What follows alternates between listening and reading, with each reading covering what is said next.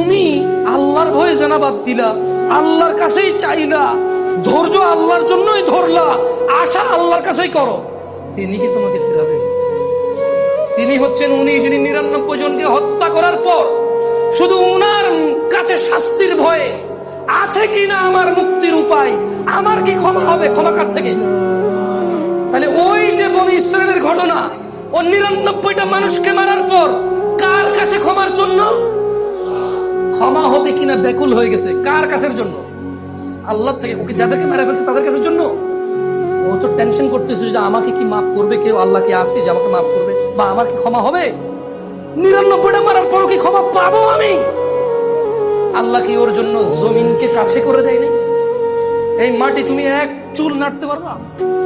এই জমিন তুমি এক চুল নাড়তে পারবা? ভাই আমার, তুমি কি বনি ইসরায়েলের ওই ৯৯ জন হত্যাকারীর চাইতে নিজেকে খারাপ মনে করো? কেন তুমি আল্লাহকে এত এত আল্লাহর বিষয় তোমার এত ধারণা খারাপ কেন? তুমি যে বলছো লা তাকনাতু মির রাহমাতিল্লাহ, আল্লাহর দয়া থেকে নিরাশ হবা না। আল্লাহ